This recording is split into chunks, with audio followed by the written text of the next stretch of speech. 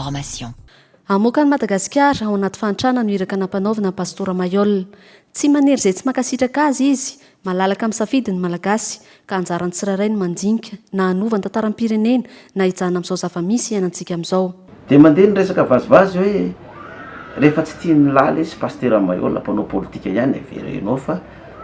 raha iny koa nge tonga eo mahantra reo mpanao politika reo satria mety tsy afaka hihinana ankoatra ny ampafolony reny raha tonga eo fa ny 90 mba tonga ty amintsika vahoaka amin'izay raha pasteur Mayol eo fa raha ohatra izy laha hoe tsy mety amin'la pasteur Mayol lay mpanao politika ihany raha nga averinao dia mba ny 90 mba ny aminy dia mba ny ampafolony ihany mba kafiritsika eo fa io tsy problème fa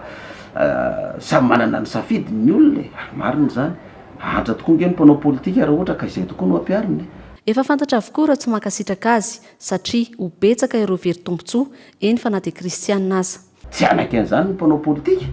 ampiasa moyen mihitsy izy hoe iza ny azo alefa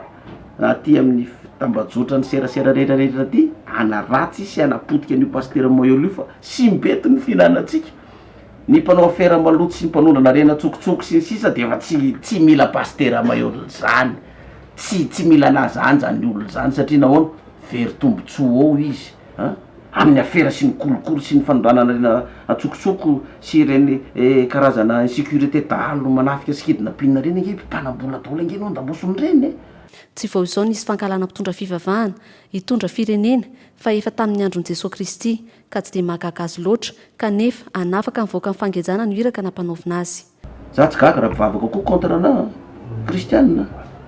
ary kristianina tena contre ana satria nahoana zay koa ny ara-baiboly fa jereo tamin'ny andron'i Jesosy jereo tsara tamin'ny andron'i Jesosy nanontanian'ny Pilato ny vahoaka jiosy firazanan'i Jesosy Kristy zanak'Israely ozy izy Pilato taminy izy ary ny tianareo omeko anareo i Barabasy jiolahy mpangalatra mpanodikodina rem-pirenena mpanolana mpamon'olona io ve no alefako anareo sa Jesosy dia ozy izy ny vahoaka hoe Jesosy ve ozy izy ny vahoaka tamin'izany aleony anay jiolahy aleony io Barabasy io mpangalatra sy mpamon'olona sy mpanodiko io no mety aminay dia mbola nandeha indray ny tantara manaraka an'izay indro ary Jesosy nareo dia ozy ny olo omboy amin'ny azo fijaliana izy dia ozy indray Pilato ka izy nge fa nilaza fa mpanjaka anareo jiosy omboko amin'ny azo fijaliana ve mpanjaka anareo dia ozy indray ny vahoaka an'Andriamanitra tamin'izany zay tsy manana mpanjaka afa-tsy Kaisara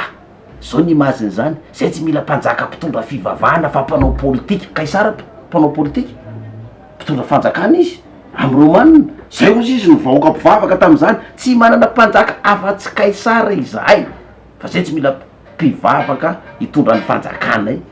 Tsy mba tezitra amin'ireo mankala azy ny tenany afaka atao hiatrana izy ny manompa sy miteny ratsy azy fa ny anjara ndraikiny dia manatanteraka iraka. Za tsy tezitra amin'ny kristianina na hoe hanozona ny kristianina fa zany ny biblika zany raha mandinika ny baiboly io ianao ny olona mpivavaka mihitsy tsy mila ny Jesosy tamin'ny androny fa Barabasy ny olona mpivavaka mihitsy tsy mila ny Jesosy mpanjaka fa Kaisarany azy. Za tsy nentanao fidio naza vidiana fa ny mission ampanaovina ana hamonjy ny firenena malagasy ka na hifidy ahy ianao na tsy hifidy ana amoaka antsika amin'izao fahoriana zao no ataoko arisan'izany ianao milaza tsy hifidy ahy io koa ho afaka amin'izany. Madagascar Information vous remercie pour votre visite.